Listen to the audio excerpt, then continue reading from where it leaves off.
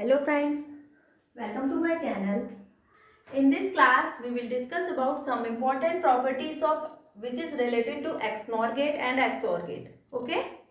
तो आप देख सकते हैं यहाँ पर मैंने XNOR गेट लिए हैं. इसको हम 1, इसको 2 नाम दे देते हैं. ओके? तो यहाँ पर एक XNOR गेट है जिसका इनपुट है A और B एंड एक दूसरा XNOR गेट है जिसका इनपुट है C and A XNOR B.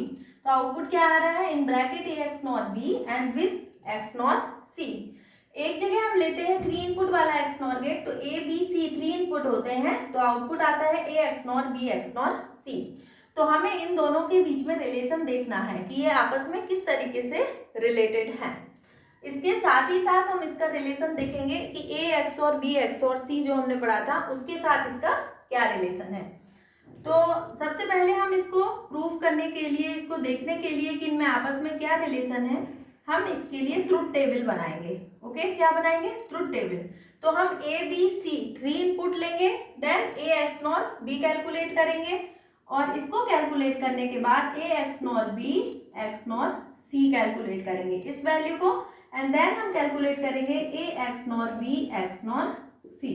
Okay, तो इस ट्रुथ टेबल को बना के हम इसको प्रूव कर सकते हैं कि इनमें आपस में जो है रिलेशन क्या है. ओके, तो आप देखिएगा, आप इनपुट कॉम्बिनेशन कितने लेंगे ए बी सी. यदि हमारे पास कोई 3 इनपुट हैं तो आप इनपुट कॉम्बिनेशन कितने लेंगे आप सोच सकते हैं. ओके, तो इनपुट कॉम्बिनेशन होंगे 0 0 0 0 0 1 0 1 0 0 1 1 1 0 0 1 0 1 1 1 0 1 1 1. Okay, these are the input combination 1 2 3 4 5 6 7 8. 2 to the power 3 means 8 input combinations are possible when we are having 3 variable. तो हमने ये इनपुट्स की वैल्यू लिख ली. अब हम कैलकुलेट करेंगे A XNOR B. ओके, तो A XNOR B हम जानते हैं XNOR का फंक्शन या स्टेटमेंट क्या होता है कि आउटपुट इसका कब हाई होता है, जब both are input are equal. Okay, तो यहाँ देखिए both are equal means output is 1, both are equal means output is 1, both are different means output is 0, both are different here output is 0, both are different means output is 0. Here also it is different, here 1 and 1 because here inputs are equal. तो ये हमने calculate कर लिया A XNOR B.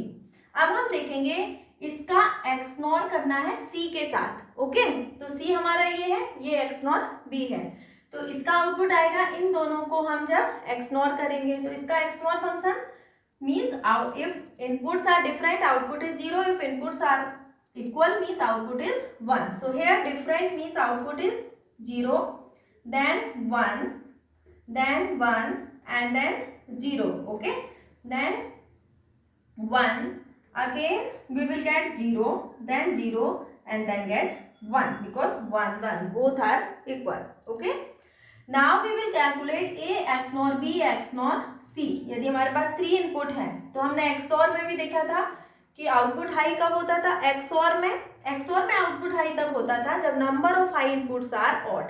Okay, when number of high inputs are odd then output is high, otherwise output is low.